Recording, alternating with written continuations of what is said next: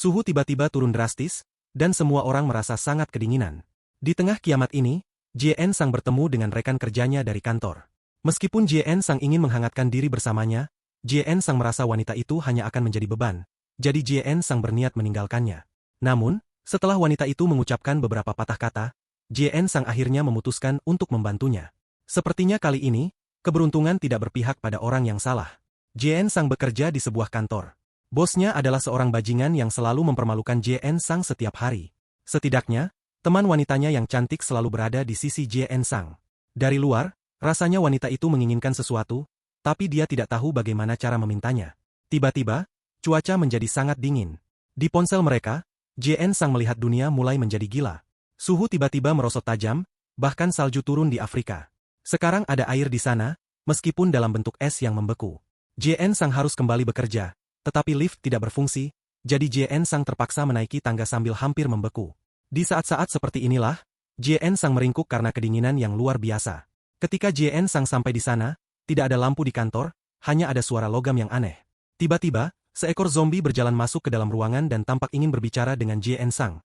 Tetapi JN Sang segera lari dan mengunci rekan kerjanya di luar. Sebuah pesan darurat menyatakan bahwa sebuah virus telah menyebar. Kini, manusia memakan manusia lainnya untuk mengisi perut mereka. Kenyataannya adalah, beberapa hari yang lalu, sebuah sistem muncul di hadapan JN Sang, menjual berbagai barang untuk menghadapi zombie. Meskipun itu tampak aneh, JN Sang sempat mengira bahwa dirinya sedang berhalusinasi. Tiba-tiba, bahkan internet pun berhenti berfungsi. Suhu sudah lebih rendah daripada di Alaska, jadi JN Sang menaiki tangga menggunakan lampu senter dari ponselnya. JN Sang menemukan pakaian bersih dan segera berganti pakaian. Berjaga-jaga jika JN Sang bertemu dengan gadis itu lagi. Harus tetap bersih, bukan? JN Sang juga menemukan ransel berisi persediaan dan selimut. Dan di kantor manajer, JN Sang menemukan sesuatu yang bisa digunakan sebagai senjata. Sudah 3 hari sejak hawa dingin melanda, dan keadaan tampaknya tidak kunjung membaik. Satu-satunya penyelamatan yang mungkin adalah dengan helikopter.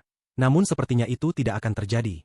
Di dalam sistem, JN Sang melihat sebuah mantel dijual, tetapi JN Sang tidak punya uang untuk membeli apapun, sehingga JN Sang akhirnya tertidur dalam keadaan depresi. Tiba-tiba, JN Sang terbangun karena mendengar suara berisik di pintu. JN Sang segera bangkit dengan tongkat golfnya. Tetapi ketika JN Sang membuka pintu, yang JN Sang lihat bukanlah zombie. JN Sang mengenali pria itu, yang menjelaskan bahwa dia melarikan diri melalui pintu darurat untuk sampai ke sana. Namun, ketika pria itu bertanya apakah JN Sang memiliki makanan, JN Sang berbohong dan mengatakan tidak. JN Sang kemudian berkata akan mengambil air, tetapi pria itu mencengkeram lengan JN Sang dengan tatapan aneh, mempertanyakan apakah itu benar. JN Sang merasa curiga dengan situasi tersebut saat berada di kamar mandi sambil mengisi botol. JN Sang ingat pria itu berkeringat meski dalam cuaca yang sangat dingin, tetapi sekali lagi, JN Sang mengira itu hanya paranoia. Tiba-tiba, JN Sang diserang oleh zombie, tetapi JN Sang memukulnya dengan botol dan menendang tulang rusuknya. Baru saat itulah JN Sang menyadari bahwa itu adalah pria yang tadi, dan JN Sang terkejut karena pria itu baik-baik saja beberapa saat yang lalu. Kemudian JN Sang mengambil tongkat golfnya dan mulai memukul kepala rekannya tersebut. Jika sebelumnya pria itu sakit kepala, sekarang tidak lagi. Dengan itu, sistem memberitahu JN Sang bahwa JN Sang mendapatkan 1 koin. Itu terjadi begitu tiba-tiba. Namun, saat memeriksa lengan pria itu, JN Sang menemukan bagaimana dia terinfeksi. Kembali ke kantor, JN Sang tenggelam dalam pikirannya sampai JN Sang mendengar suara berisik. Melihat keluar jendela, JN Sang melihat seorang pria sendirian sedang melawan beberapa zombie. Namun pria itu tidak bisa bertahan lama dan segera diserbu dengan kejam oleh para zombie, menjadi salah satu dari mereka dalam hitungan detik. 3 hari berlalu dan baterai ponsel sudah menjadi kenangan masa lalu. JN Sang menghabiskan seluruh waktunya hanya dengan menatap keluar jendela, untuk menghemat daya sebanyak mungkin. Selama waktu itu, JN Sang melihat sekelompok orang mencoba melarikan diri, tetapi setiap orang dari mereka akhirnya berubah menjadi zombie. Namun meskipun begitu, JN Sang menyadari bahwa JN Sang harus keluar dari sana, karena hanya duduk diam hanya akan membuat JN Sang semakin dekat dengan kematian. Jadi, jika memungkinkan, JN Sang ingin menemukan penyintas lain yang benar-benar bisa JN Sang percayai di dalam gedung. JN Sang memutuskan targetnya adalah lantai 6, karena JN Sang perlu memeriksa apakah pintu masuknya diblokir seperti yang dikatakan sebelumnya. Tiba-tiba, lampu di tempat itu menyala dan JN Sang berlari ke jendela sambil mengira semuanya sudah kembali normal. Namun seluruh kota benar-benar gelap, menghancurkan harapan JN Sang. JN Sang menduga seseorang pasti telah menyalakan generator darurat. Saat JN Sang bergerak maju, JN Sang terus berpikir bahwa lampu bisa mati lagi kapan saja. Jadi JN Sang harus menemukan penyintas lainnya sebelum itu terjadi. JN Sang berasumsi bahwa siapapun yang melakukannya kemungkinan besar berada di kantor admin atau kantor keamanan, yang keduanya berada di lantai 1. Sebelum turun lebih jauh, JN Sang melepas sepatunya agar tidak menarik perhatian. Segera setelah itu, JN Sang mencapai lantai 6 dan memutuskan untuk mengintip sejenak. Lalu JN Sang menyadari ada sebuah ruangan yang diblokir dari dalam. Melihat hal itu membuat JN Sang merasa senang. Sekarang JN Sang yakin benar-benar ada penyintas lain di gedung itu. Tetapi untuk saat ini, JN Sang memutuskan untuk mundur. JN Sang berpikir tentang bagaimana zombie di luar sepertinya masih belum masuk. Namun mengingat keadaan lobi, ada kemungkinan besar ada beberapa mayat hidup di bawah sana. Tetap saja, ketika JN Sang membuka pintu ke lantai 1, JN Sang langsung berhadapan dengan sekumpulan zombie. JN Sang mengakui bahwa JN Sang sudah menduga melarikan diri dari gedung itu tidak akan semudah itu. Meskipun JN Sang lega monster-monster di luar belum masuk, JN Sang tahu hanya masalah waktu sebelum pintu-pintu itu hancur. Tanpa membuang waktu, JN Sang memutuskan untuk segera keluar dari sana. Setelah beberapa lama, ketika JN Sang sampai di kantor manajemen, JN Sang menemukan seorang rekan kerja yang selalu bersikap sangat baik. Kepadanya sudah meninggal dunia. Melihat kondisi pria itu, JN Sang menyimpulkan bahwa dia mati membeku. Sebagai bentuk penghormatan, JN Sang menutup mata pria itu dan berharap dia bisa beristirahat dengan tenang. Setelah itu, JN Sang menuju kantor keamanan untuk mencari penyintas. Namun sebelum masuk, JN Sang khawatir mereka mungkin telah memasang jebakan. Jadi, JN Sang mengetuk pintu dengan sangat lembut agar tidak menarik perhatian zombie. Tiba-tiba, pintu terbuka bahkan sebelum JN Sang mencoba masuk. Seorang pria keluar dan mencoba menyerang JN Sang, tetapi JN Sang berhasil menangkisnya dengan tongkat. Karena suara berisik itu, para zombie mulai tertarik mendekat. Meskipun gugup, pria berkacamata itu menarik JN Sang ke dalam dan membanting pintu hingga tertutup. Setelah itu, mereka berdua memastikan bahwa tidak ada satupun dari mereka yang merupakan zombie. JN Sang menjelaskan bahwa JN Sang datang karena generator darurat menyala dan JN Sang menduga pasti ada penyintas lain. Untuk menenangkannya, JN Sang memperkenalkan dirinya dengan benar. Pria itu mengatakan bahwa dia juga dari tim pengembangan dan namanya adalah Cho Jung. Awalnya, JN Sang khawatir pria itu mungkin terinfeksi seperti pria sebelumnya. Tetapi Cho Jung tidak berkeringat seperti pria tua itu. JN Sang bertanya-tanya apakah Cho Jung berada di ruang istirahat karena dia tampak cukup tenang. Kemudian JN Sang berpikir bahwa fakta bahwa pria itu memiliki pengendalian diri yang cukup mungkin berarti dia tidak terinfeksi. Jadi, JN Sang mencoba menenangkan Cho Jung, tetapi Cho Jung tetap menjauh. JN Sang mulai bertanya-tanya apa yang bisa JN Sang lakukan untuk mencairkan suasana.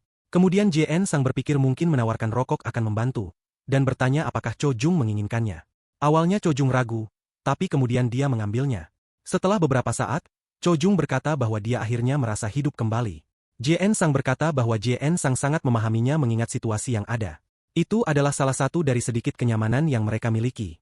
Segera setelah itu, JN Sang menyebutkan bahwa JN Sang hanya makan setengah batang coklat, dan penyintas lainnya mulai merogoh ranselnya. JN Sang berasumsi Cho Jung mengambil beberapa batang coklat dari ruang istirahat. Tetapi Cho Jung malah mengeluarkan bungkus ramen instan kering dan memperingatkan JN Sang bahwa makan terlalu cepat bisa mengganggu perutnya. JN Sang bertanya apakah Cho Jung mengambil semuanya dari lantai 2, dan Cho Jung menjawab, "Ya, karena tidak ada gunanya lagi menyimpan makanan di lemari es." Mereka berdua mulai tertawa, mengakui bahwa itu benar.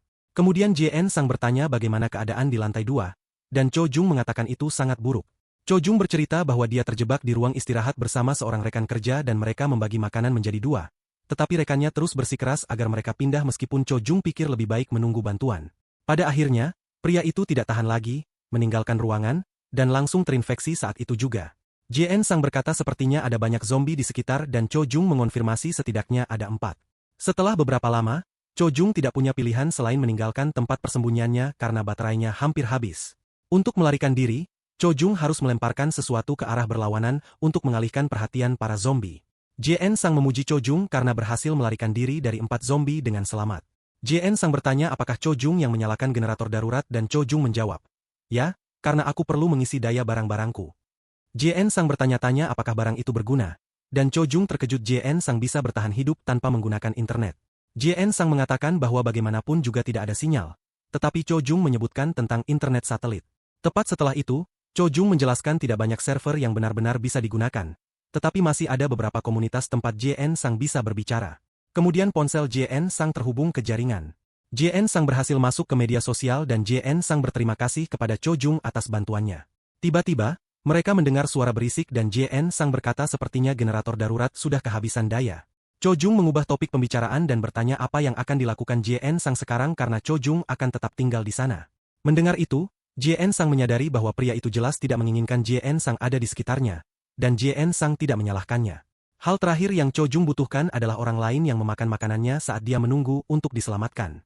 JN Sang mengatakan kepadanya bahwa JN Sang akan pergi karena JN Sang ingin terus menjelajah. Untuk membantunya, JN Sang menyerahkan lampu senter dan pengisi daya portabel kepada Cho Jung.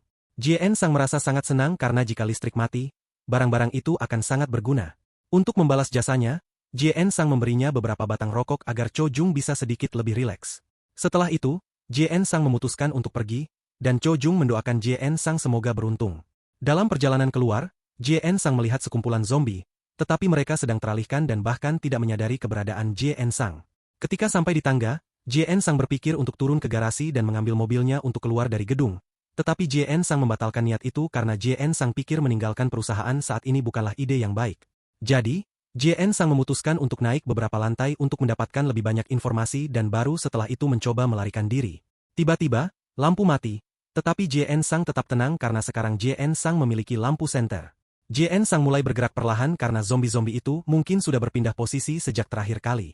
Setelah itu, JN Sang menaiki beberapa lantai dan berpikir mungkin ada seseorang di lantai berikutnya. Tetapi JN Sang tidak tahu apakah itu manusia atau zombie, jadi JN Sang mencengkeram tongkat golfnya dan memutuskan untuk masuk saja.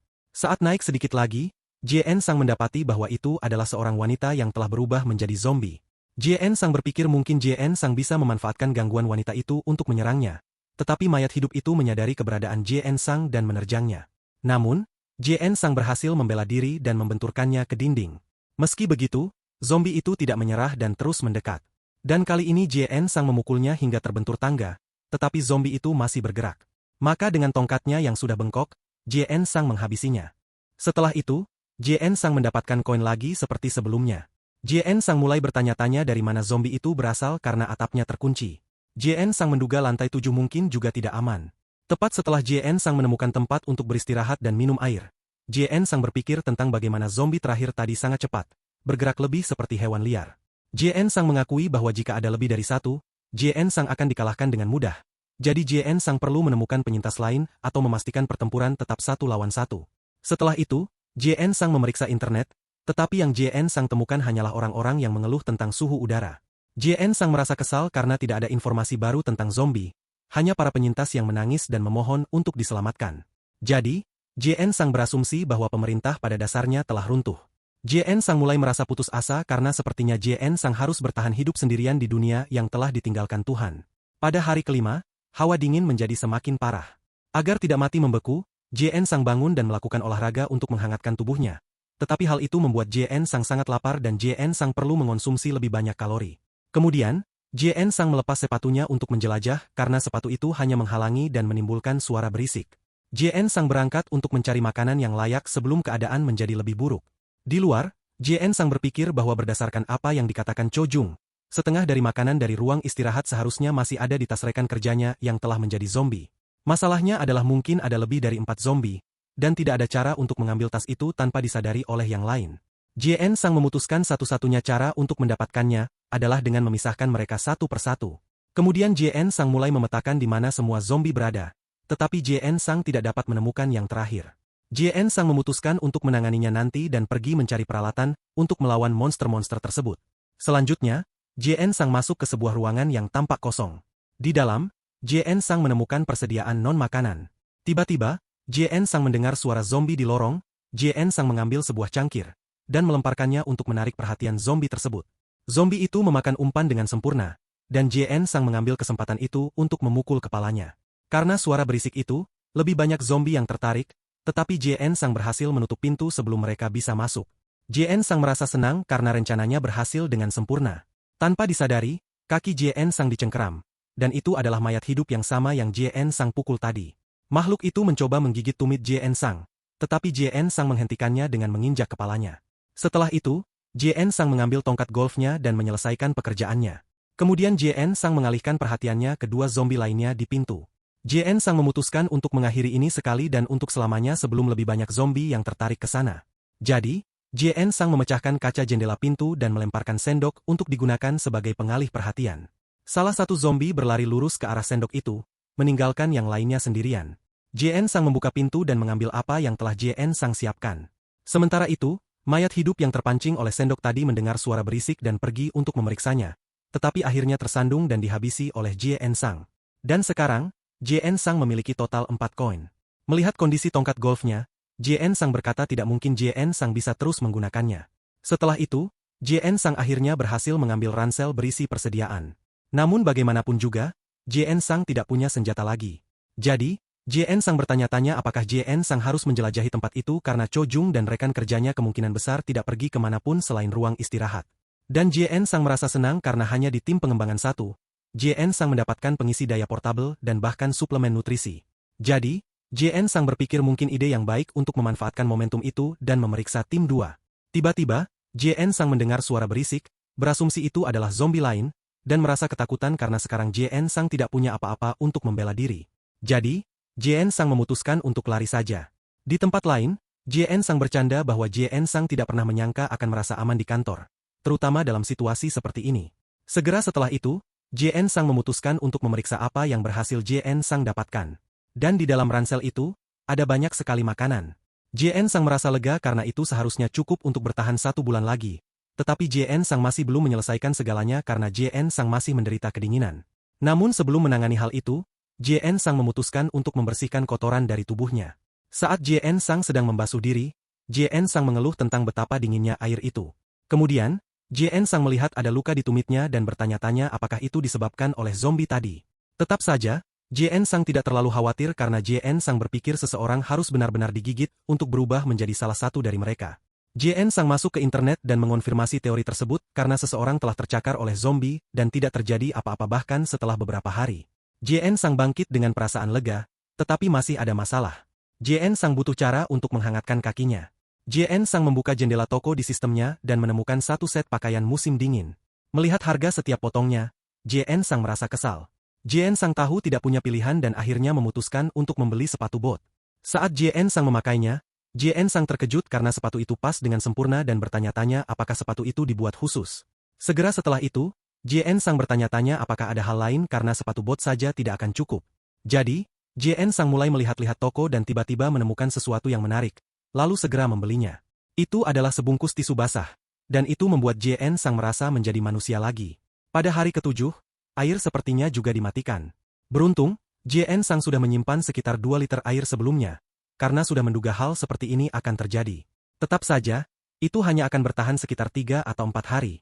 Setelah itu, Jie Ensang berbaring, berpikir betapa kacaunya air dimatikan tepat saat Jie Ensang mulai merasa hidup kembali.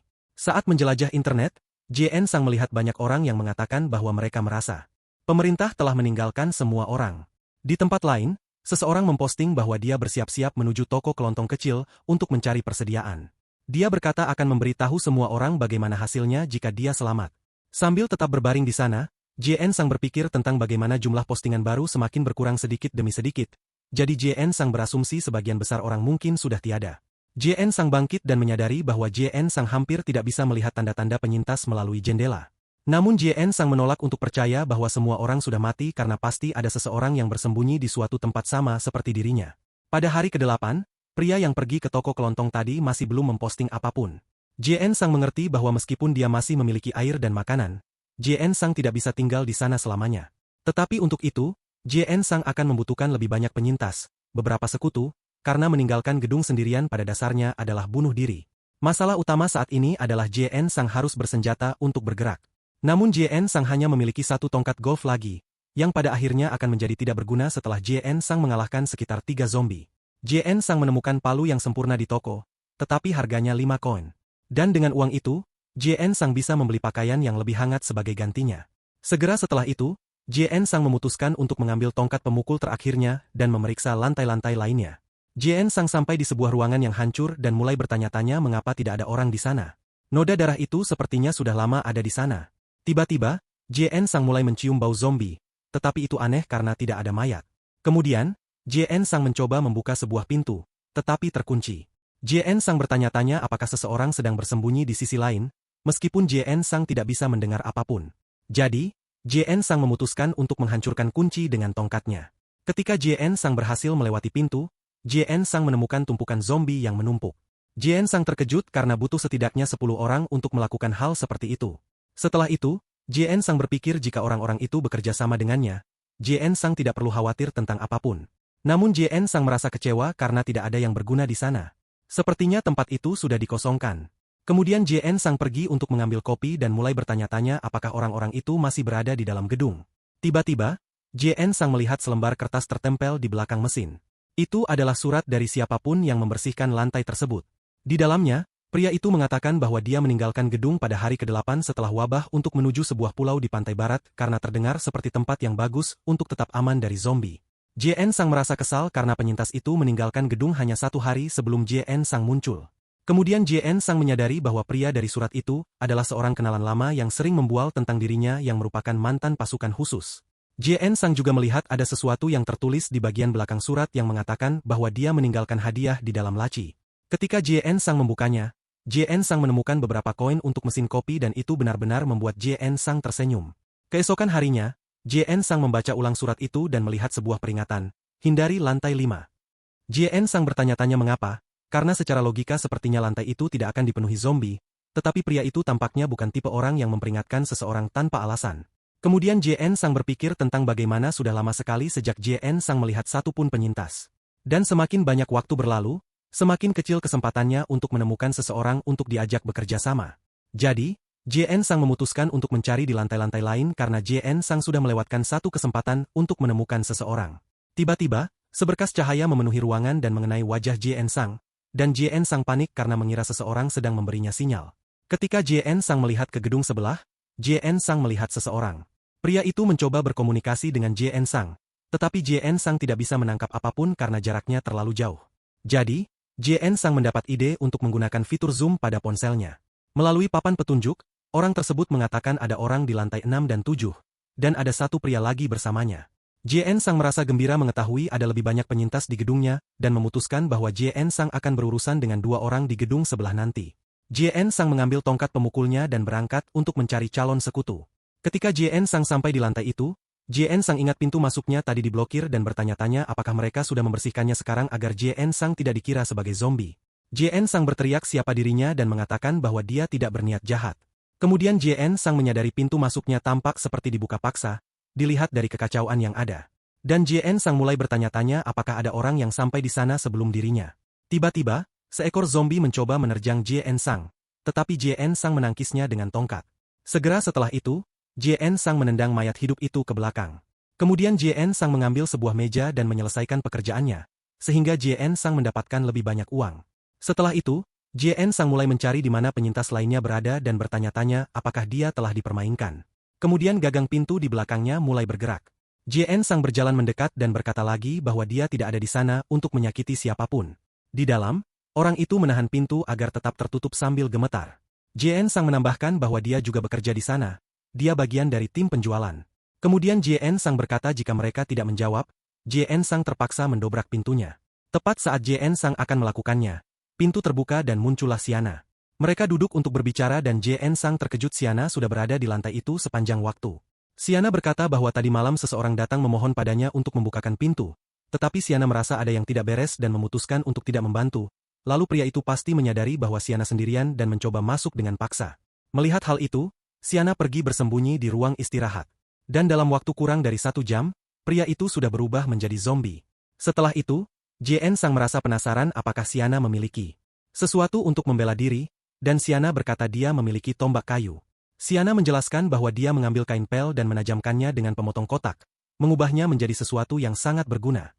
Melihat darah di ujung tombak itu, Jien Sang berasumsi Siana mungkin sudah pernah berurusan dengan zombie. Segera setelah itu, Jien Sang berpikir tentang bagaimana di dunia seperti itu, seorang wanita berada dalam kerugian besar karena selain diburu oleh zombie, dia juga menjadi sasaran bagi orang lain.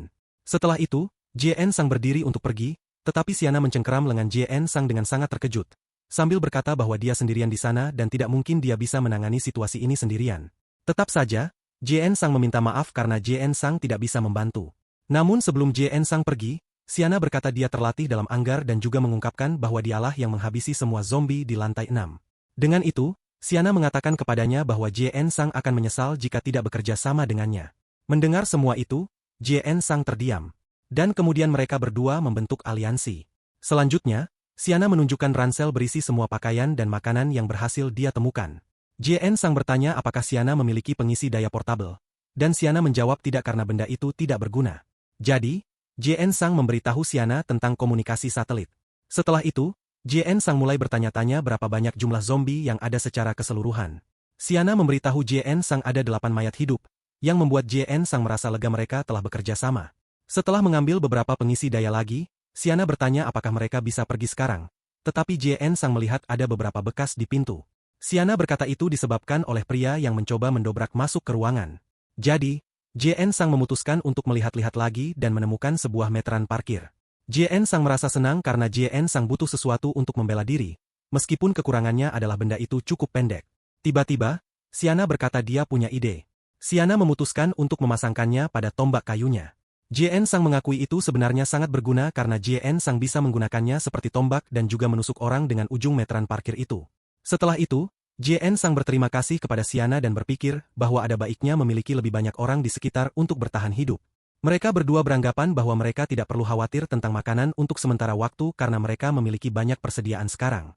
JN Sang merasa penasaran dari mana Siana mendapatkan wajan. Siana berkata dia berencana untuk mengembalikannya karena dia tidak suka warnanya, tetapi dia lupa. JN Sang berkata itu akan sangat berguna untuk mencairkan salju sehingga mereka bisa meminum airnya. Segera setelah itu, Siana bertanya bagaimana JN Sang tahu dia ada di ruang istirahat. JN Sang berkata dia mendapat informasi dari gedung sebelah. JN Sang menunjukkan pesan itu kepada Siana dan berkata orang-orang lain menyarankan untuk membentuk sebuah tim. Siana bertanya apakah JN Sang setuju dengan ide itu. JN Sang berkata JN Sang tidak tahu karena sangat berisiko untuk bekerja sama dengan orang asing. Siana berkata dia meminta untuk tetap bersama JN Sang karena Siana takut dia tidak akan menemukan seseorang yang bisa dia percayai. Dan saat ini Siana tidak ingin membawa orang lain ke dalam kelompok. Mengetahui hal itu, JN Sang memutuskan mereka tidak akan bekerja sama dengan siapapun lagi. Setelah diskusi itu, Siana berkata dia pikir manajer lama mereka mungkin masih hidup karena pada hari pertama mereka bersama di lantai 6, manajer itu memutuskan untuk lari. JN Sang bertanya kapan pria itu berpisah dengannya, dan Siana menjawab itu pada hari kedua. Siana berkata dia pikir manajer Choi berada di lantai 3 atau lantai 5. Saat Siana tidur, JN Sang berpikir mungkin orang-orang dari gedung lain akan bekerja sama dengan manajer itu dan seiring waktu akan mendatangi mereka. Tetapi JN Sang memutuskan untuk tidak fokus pada hal-hal luar yang tidak bisa dia kendalikan. Kemudian JN Sang memutuskan untuk menggunakan koinnya untuk meningkatkan perlengkapan cuaca dingin miliknya.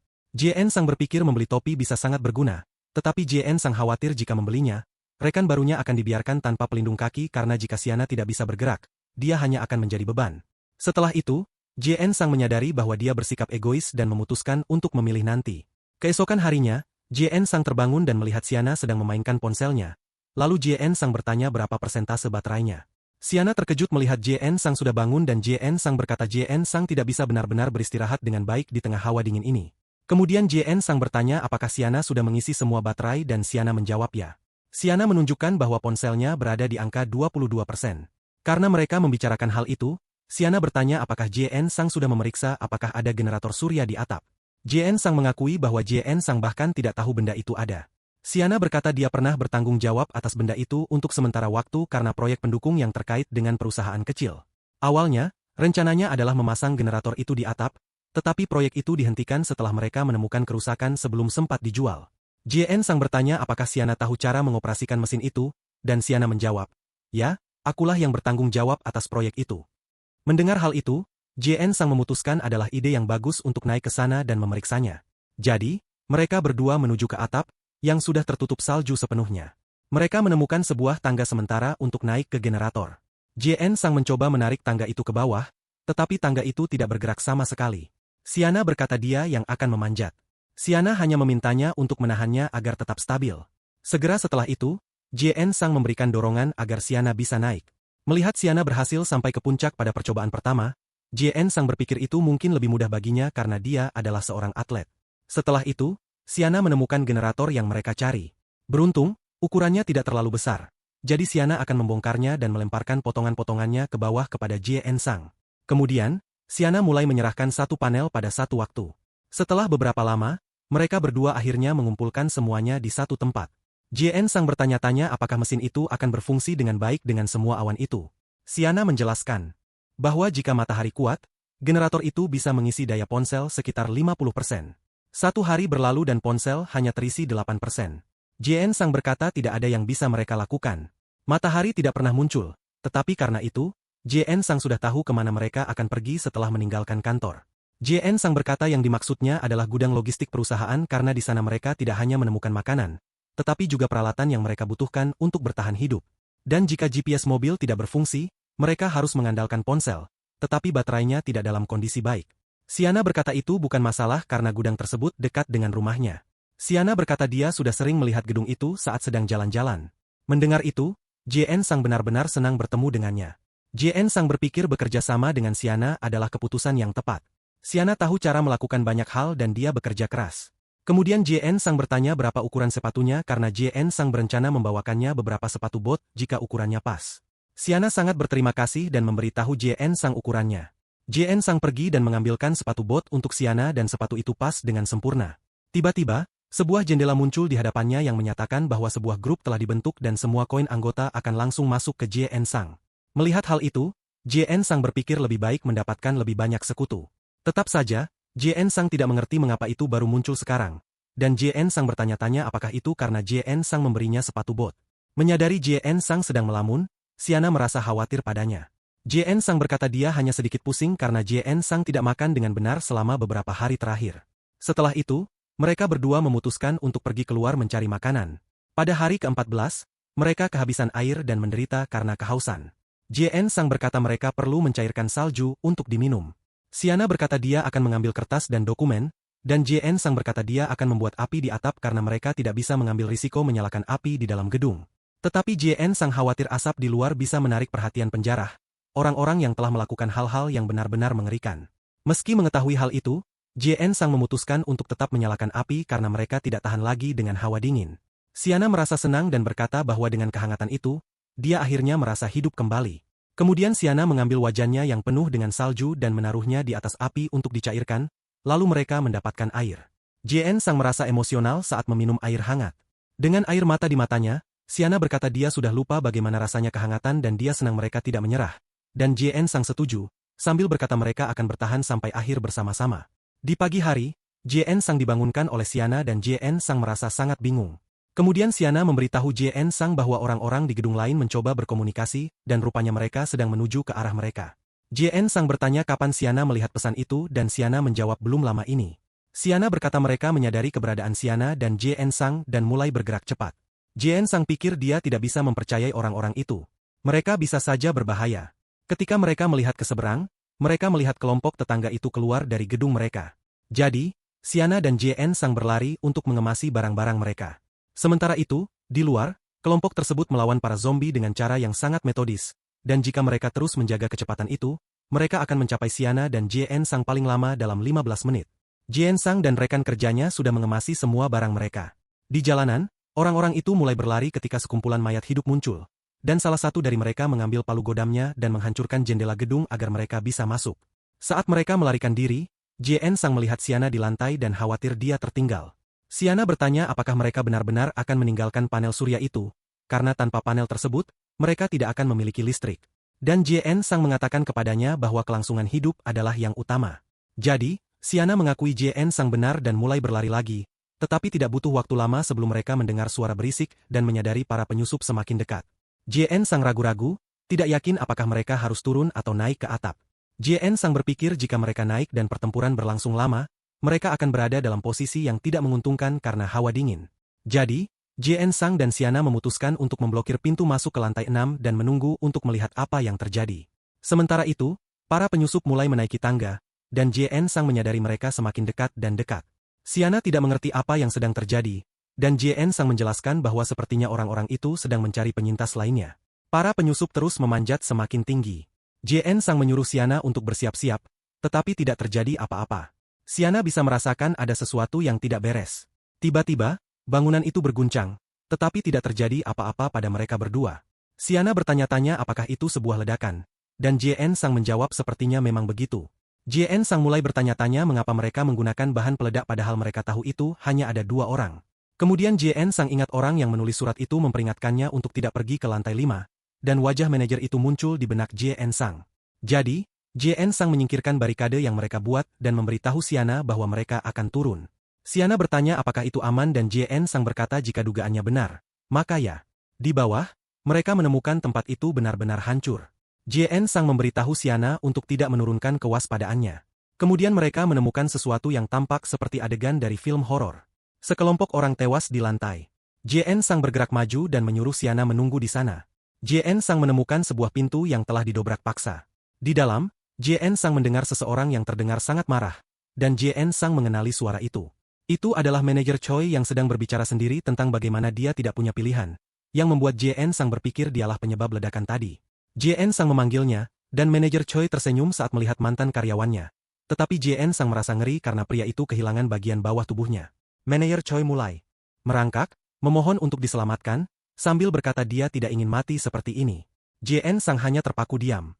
Siana muncul, sambil berkata dia mendengar suara manajer itu. Manajer Choi bersemangat saat melihat Siana dan bertanya apakah Siana masih mengingatnya. JN Sang meminta maaf, sambil berkata mereka bukan dokter dan tidak punya obat untuk menolongnya. Manajer Choi panik, sambil berkata dia ingin hidup dan ada caranya. Kemudian dia berkata bahwa jika dia berubah menjadi zombie, dia akan terus hidup. Dia memohon agar mereka membawanya turun ke lantai 1 supaya dia bisa bertemu mayat hidup. Tetapi JN Sang meminta maaf lagi. Mereka tidak bisa melakukan itu.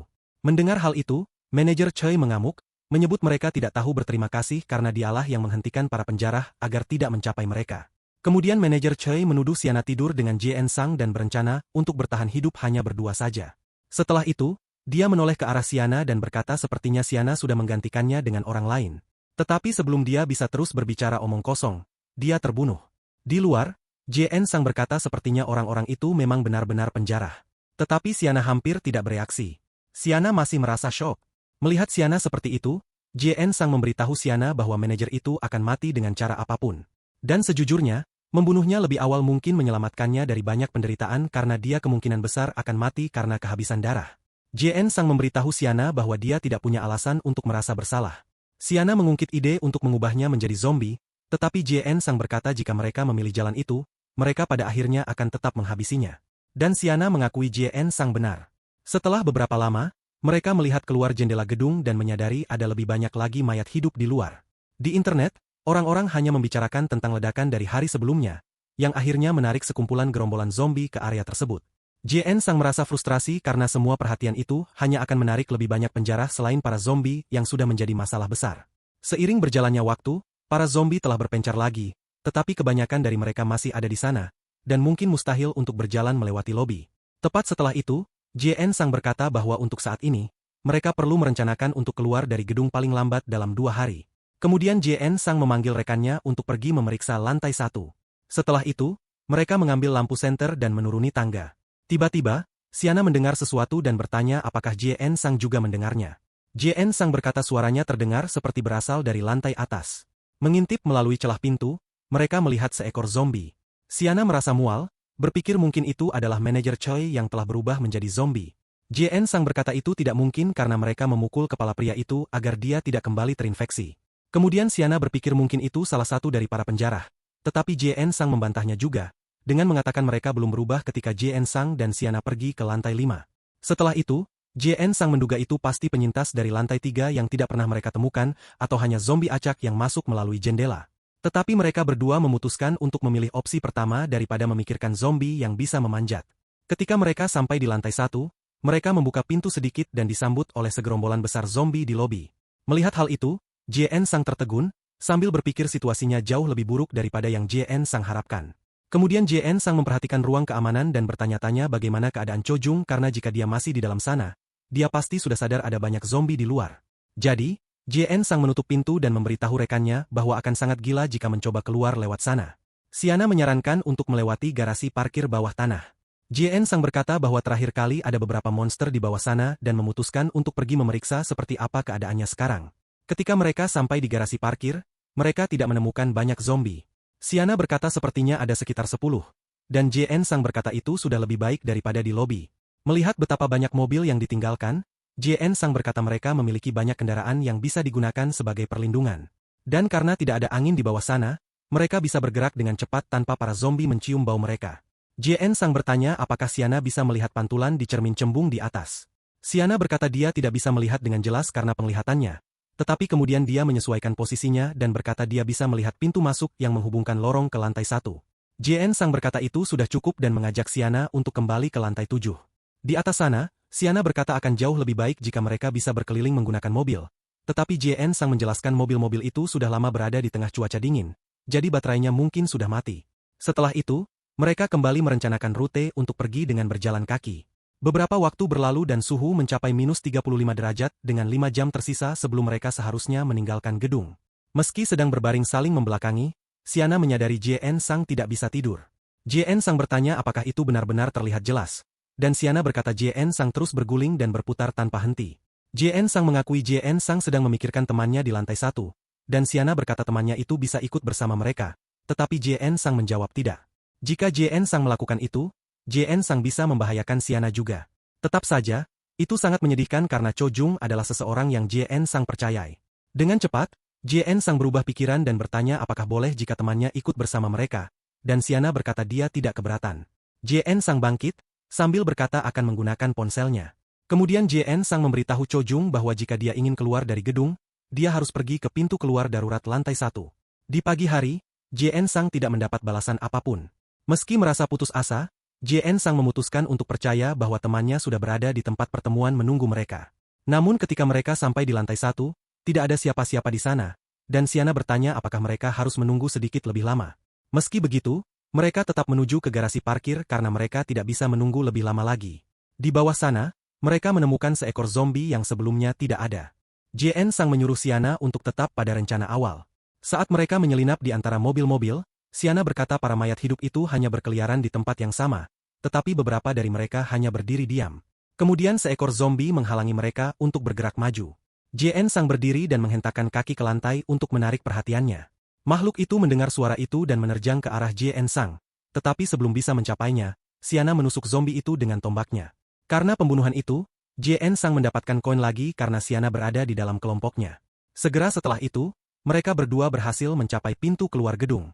Siana menyarankan agar mereka menuju ke tempat bernama Chong karena para zombie tidak bisa menaiki tangganya. Saat mereka berjalan melewati badai salju, Siana berkata mereka tidak membuat kemajuan seperti yang dia harapkan. Tetapi JN Sang bersikeras ini tetaplah rute terbaik. Segera, mereka sudah bisa melihat kemana mereka menuju.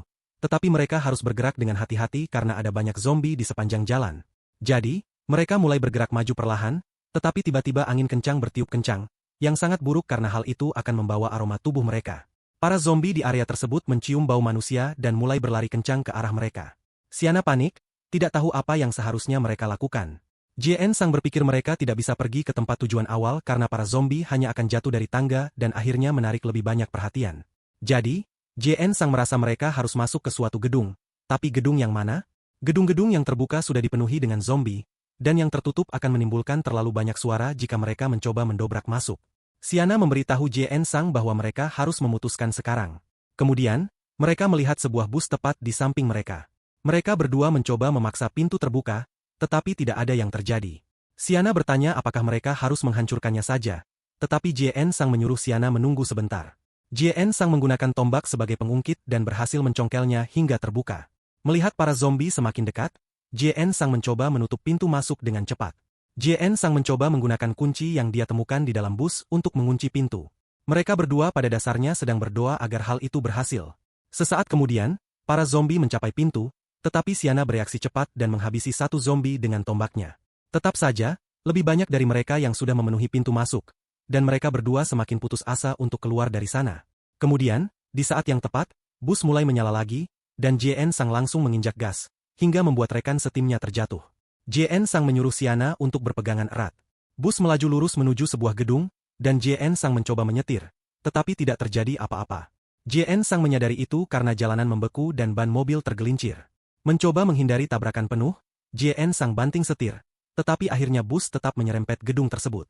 Bus berhenti dan JN Sang berpikir setidaknya pintunya terhalang, tetapi sekarang kebisingan itu telah menarik perhatian para zombie dan mereka mengepung kendaraan tersebut.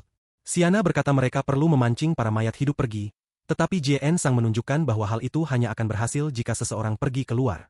JN Sang merasa frustrasi karena jika lebih banyak zombie menumpuk, mereka benar-benar bisa menggulingkan bus tersebut. JN Sang menolak untuk percaya bahwa beginilah akhirnya. Tiba-tiba, sebuah tempat sampah di dekat sana hancur dan itu menarik perhatian makhluk-makhluk tersebut. Di dalam bus, mereka berdua menarik napas lega. Mereka berhasil selamat. Siana berkata masih ada beberapa zombie di dekat sini, tetapi mereka mungkin akan pergi sendiri. Kemudian Siana berkata apapun yang menghancurkan tempat sampah itu jatuh dari gedung terdekat, mungkin dari lantai 2 atau 3. Siana merasa bersemangat, sambil berpikir itu mungkin seorang penyintas yang masih manusia. Kemudian mereka melihat seorang wanita melambai dari jendela.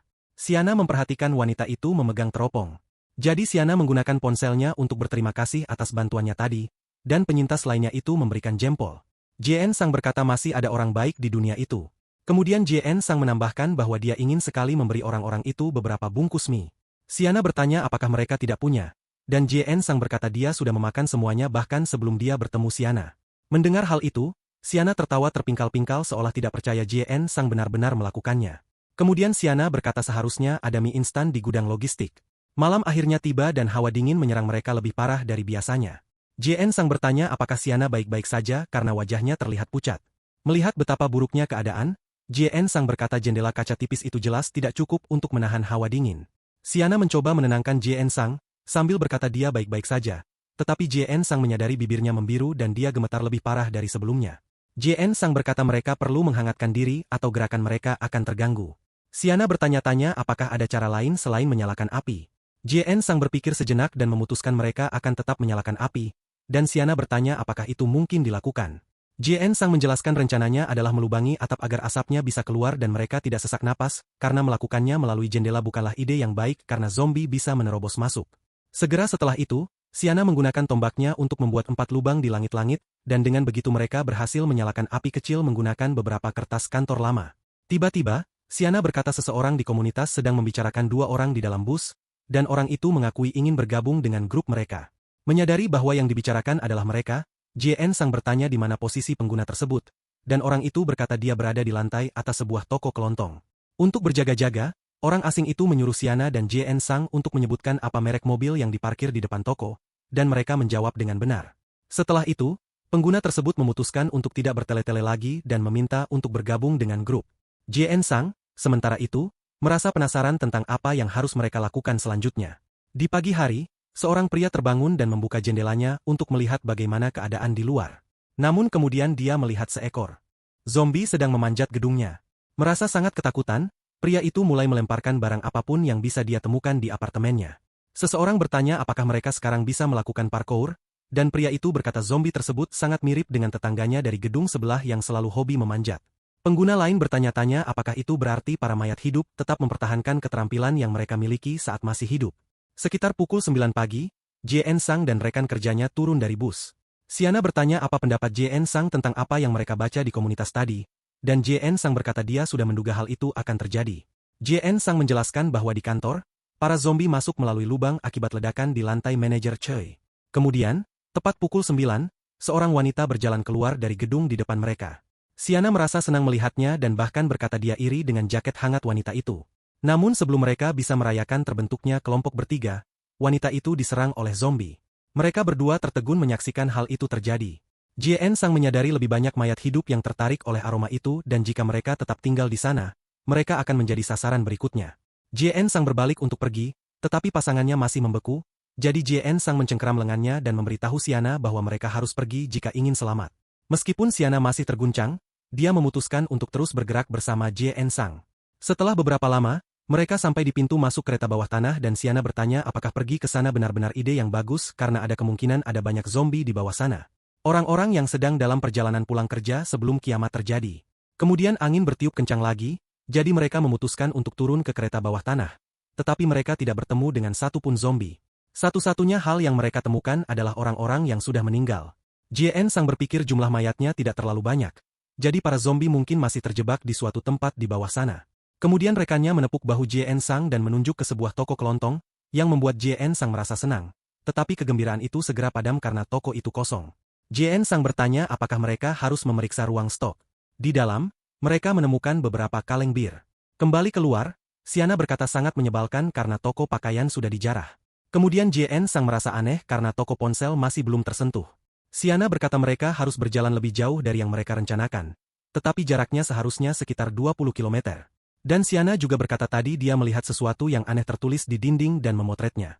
Di foto itu, seseorang menulis bahwa mereka tidak tahu apa yang harus dilakukan di tengah kekacauan ini.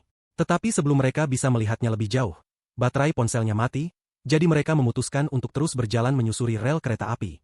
Mereka merasa terganggu karena tempat itu terlalu bersih. Tidak ada tikus atau kelelawar sekalipun.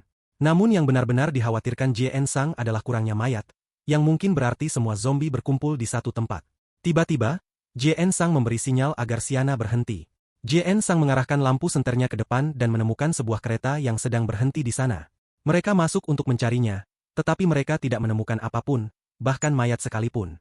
Kemudian Siana menemukan sebuah kotak, membukanya, dan melihat sebuah pisau dapur di dalamnya. Jien Sang berkata dia juga menemukan sesuatu yang menarik di sebuah gerbong tadi. Jien Sang menunjukkan sebuah speaker dan berkata mereka bisa menggunakannya untuk memancing zombie. Ketika mereka selesai menggeledah kereta, mereka memutuskan untuk keluar. Di luar, mereka melihat seseorang di depan mereka dan itu adalah seekor zombie. Jien Sang terkejut karena makhluk itu tingginya setidaknya 2 meter. Jien Sang mengenalinya dan berkata dia dulunya adalah pemain bisbol profesional sebelum pensiun. Dengan gugup, Jien Sang berkata mereka harus menghindarinya sejauh mungkin. Mereka berdua mulai bergerak perlahan, tetapi monster itu mencium aroma mereka, sehingga makhluk itu menerjang ke arah mereka dan Jien Sang menyuruh Siana untuk mengambil posisinya dalam rencana. Segera setelah itu, Jien Sang menghujamkan tombaknya ke dada zombie tersebut. Dengan menjaga jarak aman, Siana menggunakan celah itu untuk memukul kepala makhluk itu dengan tongkat golf, tetapi tongkat itu patah akibat benturan tersebut. Mayat hidup itu segera mengalihkan perhatiannya kepada Siana. Melihat betapa kuatnya makhluk itu, Jien Sang sangat terkesan. Makhluk itu melepaskan dirinya dari tombak dan langsung mengejar Siana. Beruntung, Siana berhasil mengelak dan menusuk kepala zombie itu dengan ujung tongkat golf yang tajam dan patah. Mereka berdua berkomentar tentang betapa kuatnya makhluk mayat hidup itu. Setelah itu, Jien Sang meminta maaf karena tidak mampu menahannya, tetapi rekan setimnya menenangkannya, sambil berkata pada dasarnya tidak ada lagi yang bisa mereka lakukan dalam situasi itu. Siana bertanya-tanya apakah mereka harus memasangkan potongan logam tajam itu ke tombak juga. Jien Sang berkata itu ide yang bagus karena akan meningkatkan daya rusak senjata tersebut. Kemudian, Siana memperbarui tombaknya seperti itu. Jien Sang berkata mereka sudah cukup beristirahat dan menyarankan agar mereka mulai bergerak lagi. Siana merasa kesal, bertanya-tanya bagaimana mereka bisa menemukan banyak kereta, tetapi pada dasarnya tidak ada yang berguna. Dan Jien Sang berkata sepertinya seseorang sudah sampai di sana lebih dulu. Kemudian, Siana berkata mereka hampir sampai di stasiun bernama Shnindong, tetapi tiba-tiba mereka mendengar suara ledakan. Meskipun mereka tidak tahu apa itu, Jien Sang memutuskan mereka tidak akan pergi ke arah sana. Segera setelah itu, mereka berdua berlari kembali. Di dalam kereta, Siana bertanya apa yang sedang terjadi, dan Jien Sang menyuruhnya untuk diam. Jien Sang melihat keluar jendela dan mendengar banyak kebisingan. Menyadari ada sesuatu yang datang, dan benar saja, itu adalah kawanan zombie yang menuju ke arah mereka. Siana bertanya apakah mereka harus bertarung, dan Jien Sang menjawab, "Tidak, kita hanya akan menunggu."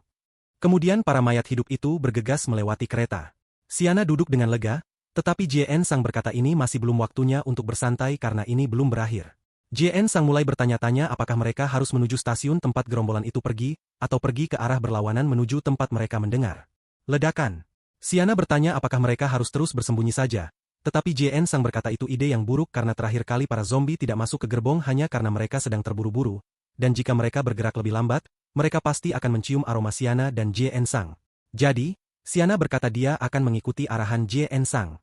Mereka memutuskan untuk mundur sebelum para zombie menyadari keberadaan mereka, tetapi mereka bertemu dengan beberapa mayat hidup lainnya dan Jien Sang memutuskan mereka perlu memanjat ke suatu tempat yang aman. Jien Sang memanjat ke stasiun terlebih dahulu, sambil berpikir bahwa selama mereka berhati-hati, mereka bisa menghindarinya. Kemudian, Jien Sang mengulurkan tangan untuk menarik Siana ke atas. Tetapi tangan Jien Sang berkeringat sehingga Siana terpeleset dan jatuh, hingga menarik perhatian para zombie. Dengan panik, Jien Sang menyuruh Siana untuk memanjat dengan cepat. Siana meraih tangan Jien Sang lagi dan berhasil naik ke peron tepat pada waktunya. Namun satu zombie mencengkeram kaki Siana dan Siana menusuk wajahnya dengan kapak, menjatuhkannya ke tanah, jadi mereka memutuskan untuk segera keluar dari sana. Ketika mereka mencoba menaiki tangga, mereka bertemu dengan mayat hidup lainnya. Dengan cepat, Jien Sang merunduk agar Siana bisa menghabisinya. Saat mereka terus mendesak maju, mereka bertemu dengan beberapa ancaman lagi, tetapi mereka menanganinya dengan cukup mudah. Setelah itu, mereka akhirnya sampai di suatu tempat yang aman. Jien Sang bertanya bagaimana keadaan di luar, dan Siana menjawab dia tidak bisa melihat apa-apa. Jien Sang menghela napas lega karena mereka masih hidup. Kemudian Jien Sang teringat kaki Siana karena Siana terluka. Siana berkata dia merasakan sesuatu menggoresnya saat pengejaran tadi. Ketika Siana menyadari apa artinya itu, dia merasa takut, tetapi Jien Sang merasa lega. Itu hanya sebuah goresan, bukan gigitan zombie. Mendengar hal itu, Xiana menjadi tenang. JN Sang berkata Xiana akan baik-baik saja karena JN Sang juga pernah tercakar sebelumnya dan tidak terjadi apa-apa. Kemudian Xiana mulai menangis karena dia benar-benar mengira itu adalah akhir baginya. Setelah itu, mereka menggunakan kotak P3K untuk mendisinfeksi luka tersebut. JN Sang berkata mereka beruntung menemukan kotak obat di sana karena mereka sudah menggeledah seluruh tempat. Kemudian JN Sang menyuruh Xiana untuk beristirahat sebentar. Sementara itu, JN Sang kembali mencari apapun yang berguna, dan akhirnya menemukan sebuah kunci misterius. JN Sang merasa senang karena sekarang dia tidak perlu khawatir tentang di mana JN Sang akan tidur. Tetap saja, itu bukan apa yang sebenarnya JN Sang cari, tetapi benda itu pasti ada di sekitar sini. Setelah itu, JN Sang menemukan sebuah buku harian, dan di salah satu halamannya, ada kode locker. Jadi, JN Sang menuju ke brankas untuk membukanya dan menegaskan kepada rekan setimnya bahwa dia tahu persis apa yang dia lakukan. Xiana merasa penasaran bagaimana JN Sang bisa tahu semua itu, dan JN Sang memberitahu Xiana bahwa dia dulu pernah bekerja di kereta bawah tanah. Dan selama waktu itu, JN Sang belajar bahwa orang-orang selalu menuliskan kode keamanan di buku harian mereka. Xiana bertanya-tanya apakah ada sesuatu yang istimewa di dalam brankas itu, dan JN Sang berkata seringkali isinya hanya kunci stasiun, tetapi yang sebenarnya mereka cari adalah kotak berisi pistol. JN Sang menjelaskan bahwa pistol itu dimaksudkan untuk digunakan jika terjadi perampokan atau serangan. Setelah itu, JN Sang menyerahkan kotak itu kepada Xiana dan memintanya untuk memegangnya. Tetapi Xiana menolak karena dia belum pernah memegang pistol seumur hidupnya, dan JN Sang berkata dia memahaminya. Segera setelah itu, JN Sang menunjukkan kunci yang dia temukan tadi kepada Xiana, dan Xiana bertanya kunci itu untuk membuka apa. JN Sang berkata dia pikir itu untuk ruang staf. Kemudian, mereka pergi ke ruangan itu, dan kuncinya berhasil membukanya. Ketika mereka masuk, mereka menemukan seekor zombie sedang duduk di lantai. Namun Xiana memeriksanya dan menyadari bahwa zombie itu sudah mati. Setelah beberapa lama, mereka berdua berbaring di atas tempat tidur, dan Xiana merasa sangat nyaman. Xiana bercanda bahwa jika mereka pindah lagi, mereka akan membawa selimut itu bersama mereka, dan JN Sang bertanya apakah itu mungkin. Xiana berkata makanan mereka juga sudah hampir habis, jadi tas mereka memiliki banyak ruang kosong. Kemudian Xiana berbalik dan menyuruh JN Sang untuk tidur karena mereka telah berlarian sepanjang hari. Di tengah malam, JN Sang bangun, sambil memikirkan betapa sedikit makanan yang mereka miliki, dan memutuskan bahwa mereka harus mencapai gudang sesegera mungkin. Sambil menatap paket pakaian musim dingin, JN Sang merasa mereka masih akan sangat menderita karena hawa dingin. Ditambah lagi, keadaan di bawah tanah semakin memburuk, dan jika semuanya berjalan salah, mereka mungkin harus menempuh perjalanan di permukaan. JN Sang menyadari bahwa dia sekarang mampu membeli pakaian untuk dirinya sendiri dan temannya. Namun JN Sang juga tahu dia tidak bisa memutuskan hal itu saat ini. Segalanya tampak baik-baik saja untuk saat ini, jadi JN Sang memutuskan untuk memikirkannya nanti. Setelah itu, JN Sang menyadari dia mungkin bisa melakukan sebuah peningkatan. Di pagi hari, Xiana dibangunkan oleh JN Sang. JN Sang memberitahu Xiana bahwa mereka akan segera berangkat. Di rel kereta api, mereka menemukan sekumpulan kendaraan yang terbalik, dan JN Sang berkata sepertinya seseorang melakukannya dengan sengaja. Xiana memanjat salah satu truk untuk memeriksa keadaan, dan di sisi lain dia melihat banyak sekali zombie. Xiana bergegas kembali ke arah JN Sang dengan ketakutan, sambil berkata pasti ada ratusan mayat hidup di sana. Mendengar hal itu, JN Sang menyarankan untuk mencoba jalan lain, tetapi Xiana menjelaskan bahwa ini adalah satu-satunya jalur yang menghubungkan ke tempat yang perlu mereka tuju. Mereka duduk untuk membicarakannya dengan tenang dan mempertimbangkan untuk melewati permukaan, tetapi segera menyadari bahwa angin akan membocorkan aroma mereka kepada para zombie. Jadi, JN Sang menyarankan agar mereka mencari lagi karena mungkin ada sesuatu yang terlewatkan. Setelah pasangannya berbalik, JN Sang membuka tab untuk keterampilan yang disebut penjelajah, yang memungkinkannya membeli barang-barang yang tidak terdaftar di toko. JN Sang memutuskan untuk membelinya dan hal pertama yang JN Sang cari adalah vaksin, tetapi tidak ada yang muncul, sehingga keterampilan itu tidak akan terpakai. JN Sang mencoba kata-kata yang berbeda seperti antibodi zombie atau vaksin virus, tetapi tetap tidak menemukan apa pun. Hal itu membuatnya frustrasi, tetapi setidaknya JN Sang tahu dia sudah mencoba. Segera setelah itu, JN Sang mencari deodoran, dan setidaknya barang itu muncul. Ketika JN Sang melihat efeknya bertahan selama 90 menit, JN Sang menghitung dan menyadari dia perlu membeli setidaknya 3 botol karena tujuan mereka berjarak 4 jam lagi. JN Sang merasa sedih karena sebelumnya dia merasa senang bisa menabung koin, dan sekarang dia harus menghabiskan 3 koin sekaligus. Kemudian JN Sang kembali menemui Xiana. Xiana penasaran di mana JN Sang menemukan deodoran dan JN Sang berkata dia menemukannya di peron di dalam beberapa tas. Xiana bertanya apakah itu benar-benar akan menghilangkan bau tubuh mereka. JN Sang berkata skenario terburuknya adalah mereka tinggal lari kembali. Setelah itu, mereka menyemprot diri dengan deodoran dan menuju keluar. JN Sang memberitahu Siana untuk menjaga kecepatan karena mereka mungkin bertemu dengan sesuatu yang berbahaya. Dan itu tidak butuh waktu lama. Mereka berpapasan dengan mayat hidup. Mereka mulai bertanya-tanya apakah deodorannya benar-benar berfungsi. Zombie itu berbalik ke arah mereka dan mereka segera mengambil posisi bertahan. Tetapi zombie itu hanya berjalan melewati mereka begitu saja. Siana merasa senang karena sepertinya deodorannya benar-benar berfungsi. JN Sang berkata itu akan sangat membantu mereka. Setelah beberapa lama, Siana melihat sebuah toko senjata yang sama sekali belum tersentuh. Tetapi JN Sang berkata itu bukan ide yang baik karena jika ada seseorang di dalam sana, mereka pasti bersenjata. Mereka berdua menemukan papan penunjuk arah yang mengatakan bahwa mereka berada di dekat stasiun Su. JN Sang merasa kecewa karena dia mengira mereka sudah lebih dekat dengan Yui Dong. Dengan penundaan itu, mereka memutuskan untuk berpisah dan mencari tempat untuk bermalam. Siana tidak dapat menemukan banyak tempat dengan jendela yang masih utuh. Sementara itu, JN Sang hanya menemukan tempat-tempat terkunci yang berisi zombie di dalamnya. Tidak lama kemudian, mereka bertemu kembali dan saling memberitahu bahwa mereka tidak menemukan tempat untuk menginap. JN Sang berkata mereka butuh tempat yang tidak penuh zombie, tetapi masih cukup tertutup rapat untuk menghalangi mereka masuk. Kemudian mereka melihat pintu sebuah kafe dan memutuskan untuk memeriksanya. Siana berkata area tersebut terlihat terang dan sepertinya bebas zombie. Setelah itu, Siana mencoba membuka pintu, tetapi terkunci. Siana bertanya apakah mereka harus mendobrak masuk, tetapi JN Sang pikir itu bukan ide yang baik karena itu adalah pintu kaca. Menghancurkannya bisa menarik perhatian mayat hidup. Jadi, JN Sang melangkah menjauh, sambil berkata mungkin ada jalan lain. JN Sang memasukkan tangannya ke dalam lubang di dinding dan menemukan sebuah kunci. Siana merasa penasaran bagaimana JN Sang bisa tahu dan JN Sang berkata kafe tutup sampai larut malam, yang berarti ada giliran kerja pagi dan malam, sehingga kunci sering berpindah tangan dan mereka biasanya menyembunyikan kunci cadangan di dekat sana. Di dalam mereka menemukan banyak karung tepung. Siana bertanya apa yang harus mereka lakukan dengan itu dan JN Sang berkata biarkan saja. Karung-karung itu terlalu berat untuk dibawa.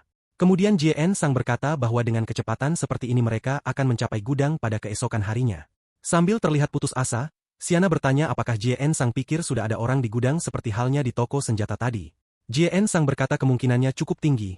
Jadi Siana menyarankan agar mereka membuat kata sandi jika salah satu dari mereka dalam bahaya. Setelah itu, Siana menyarankan agar mereka berbicara santai sebagai sinyal jika mereka menemukan senjata api. JN Sang menyarankan agar mereka berbicara dengan sangat sopan jika menemukan senjata jarak dekat.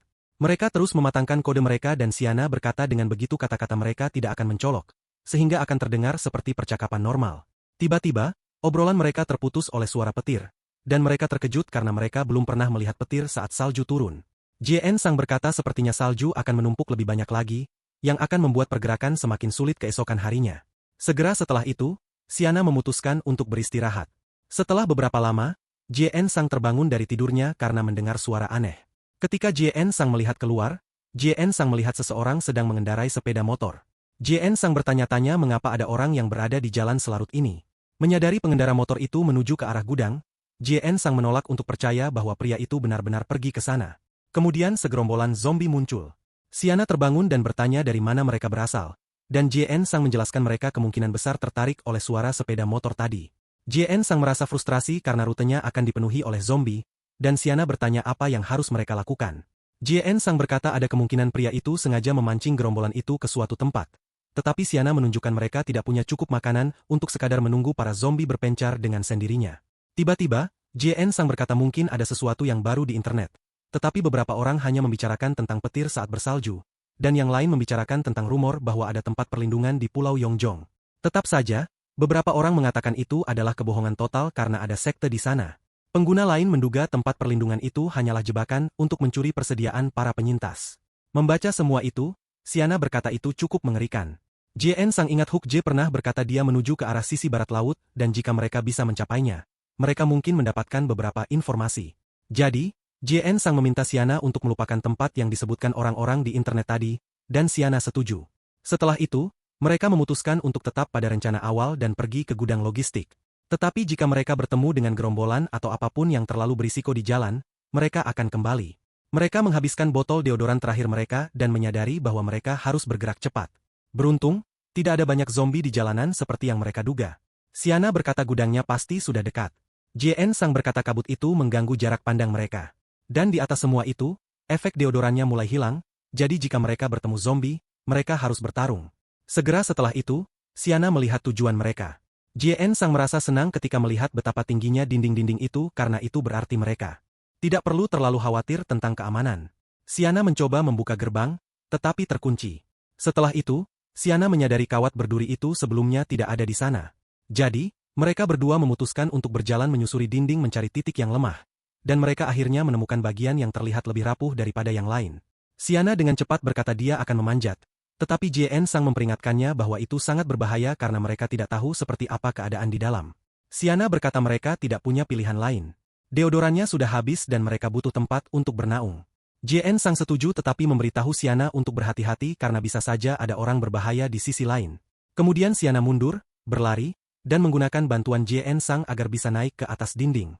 Siana melihat sekilas dan berkata dia akan turun, tanpa menyadari seseorang di dalam bayang-bayang sedang mengawasinya. Siana melompat ke sisi lain, tetapi sebelum dia sempat merayakannya, seseorang mencengkeramnya dan menyuruhnya angkat tangan. Orang itu menggeledahnya dan mendapati bahwa Siana tidak bersenjata. Kemudian dia bertanya di mana pasangannya berada, dan tanpa pilihan lain, Siana memberitahu bahwa JN Sang ada di luar. Jadi pria itu memerintahkan Siana untuk menyuruh temannya pergi ke gerbang depan. Siana berteriak agar JN Sang pergi ke gerbang dan JN Sang segera menyadari ada yang tidak beres. Dari cara Siana berbicara dan menggunakan kode yang telah mereka sepakati, JN Sang menyimpulkan hanya ada satu musuh dan dia memegang senjata. Jadi, JN Sang mengeluarkan pistolnya dan berkata akan pergi ke gerbang seperti yang diperintahkan. Setelah itu, penculik itu menyuruh JN Sang untuk menjatuhkan senjatanya dan keluar. JN Sang berkata dia hanya punya tombak untuk melindungi diri dan melemparkannya ke tanah. Segera setelah itu, JN Sang mulai bertanya-tanya apa yang harus dilakukan karena senjatanya tidak memiliki jarak jangkauan yang jauh dan JN Sang harus mendekat. Tetapi musuh akan menyadarinya. Kemudian, JN Sang menyuruh penculik itu untuk melepaskan Siana karena JN Sang sudah melakukan semua yang diperintahkan. Pria itu menyuruh Siana untuk menyingkir dan JN Sang pikir itu sempurna karena sekarang JN Sang akan berada cukup dekat untuk mengenainya. Setelah JN Sang mendapatkan jarak yang tepat, JN Sang muncul dan mengarahkan senjatanya ke arah pria itu. Siana melihat apa yang JN Sang lakukan dan segera merunduk. Kedua senjata itu meledak, tetapi tidak ada yang kena. Karena tembakan itu, pria itu akhirnya buta sesaat, dan dalam kepanikan, dia mulai menembak ke segala arah. Siana bergerak cepat dan melumpuhkannya. Pria itu mulai berteriak, menyebut mereka bodoh, dan JN Sang melemparkan selotip kepada Siana agar Siana bisa membereskannya. Tiba-tiba, JN Sang mendengar suara berisik di belakangnya dan bertanya-tanya apakah itu musuh lain. Tetapi ternyata itu adalah zombie yang tertarik oleh suara tembakan.